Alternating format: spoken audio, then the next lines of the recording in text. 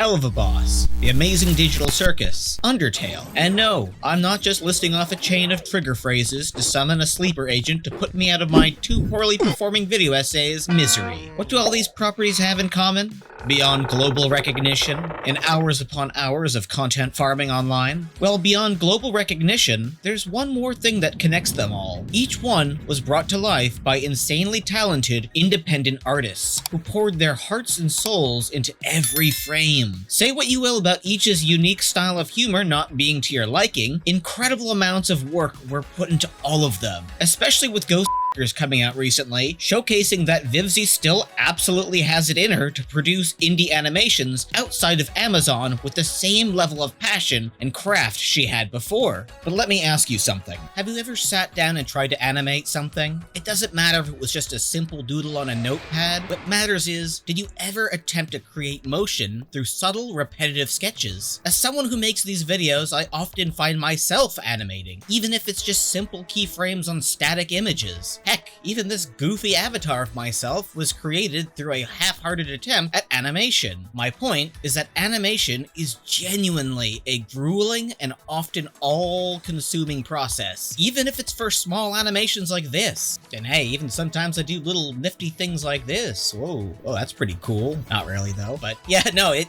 takes time to even do these simple animations. It's a process. Animation is a process. Of course, most people get around this by hiring teams of highly talented artists to produce quality animation. Not everyone has this luxury. In spite of this, we still see those with small studios creating animations that gather millions of fans. And you even see YouTubers online that make short animations that do absolutely amazing. Just look at Wook's animation for She-Hulk that I'd recently put a spotlight on. Also, bless his soul for sharing my last video. His animation just recently peaked at 1 million views, and that was all just one extremely talented artist. It's genuinely impressive the reach that indie animation has. In the past couple of years, we've seen Hell of a Boss, Has-Been Hotel, Lackadaisy, and for the purpose of this video, The Amazing Digital Circus absolutely blow up despite their independent roots, being small animation teams comprised of highly talented artists like Wook instead of hundreds at a bigger studio. While many view this as something artists should celebrate, there are still some who, for one reason or another, feel greatly annoyed by these projects' success. Perhaps they could be jealous of the absurd number of views they've garnered, which doing the math for, at $4 per 1,000 views, just their pilot alone made them roughly $1,156,000. Yeah, that's an absurd amount for an indie production. But even then, it's left me scratching my head wondering why these people just can't be happy for smaller creators who find success. From what I've found online, I think it mostly boils down to one thing that all of these series have in common. Indie animations are oftentimes low budget and wildly popular, sometimes even surpassing mainstream media. But for all their indie success, they are still judged as if they were no different from a show made by a massive company like Disney. A show like The Amazing Digital Circus has managed to break through YouTube's animation jail and become a featured show on Netflix. Poor Zach Hadel and Chris O'Neill couldn't even reach that level with their Hellbenders pilot, despite their best efforts and their fans even loving it. While Smiling Friends is arguably the best work Zach has done since Hellbenders, in spite of its roots in internet culture, it is still very much a show produced by Adult Swim. But Adult Swim nonetheless gave them the budget of a single episode of Family Guy to produce it, which might not sound like much, but allows for them to freely hire various talented artists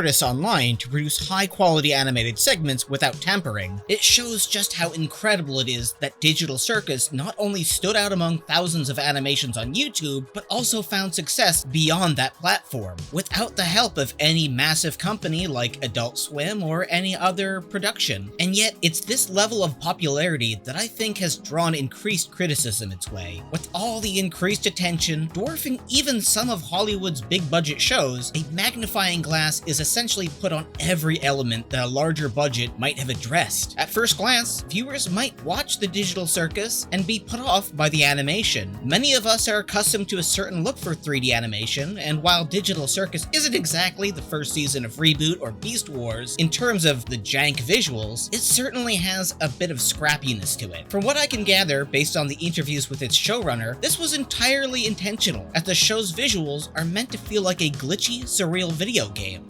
What were the main creative inspirations that influenced the show's distinctive visuals and atmosphere?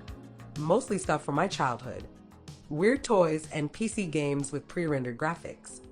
I'm glad it's hitting so many people from my generation with the nostalgia blast I intended it to. To some, though, this might feel a little bit try-hard or visually awkward. To those who appreciate that it's just an independent show, this style is incredibly charming. Even for me, someone who may not have absolutely loved the show from the start, it almost feels like an Ultra HD machinima produced with a Hat in Times engine. There's just something about the details in the characters and the colorful visuals that really reminds me of that game. So to me, I actually find it quite charming, and it reminds me of the old days of machinima. Beyond the animation's aesthetic though, which can be for some an acquired taste, the show currently has only 3 episodes, and for a series with such a large premise implying plenty of lore and character development, that's not a lot of content. This has led to some saying that the show feels forced, rapidly paced, and almost like something you'd find on somebody's Tumblr page. While these critiques feel a bit nitpicky, I can kind of understand them, but at the end of the day, you either love the show or find its attempts at lore and existential themes to be shallow and underdeveloped.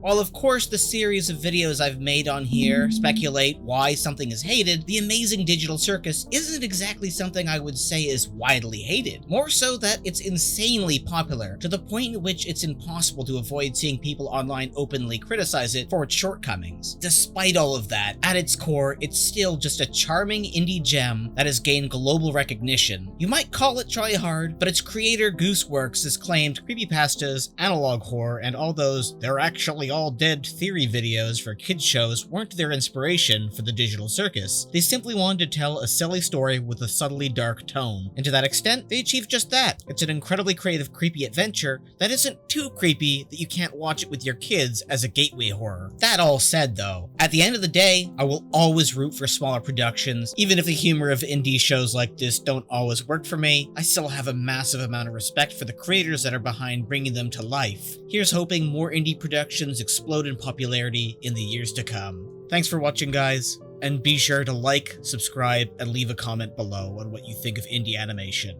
Bye-bye.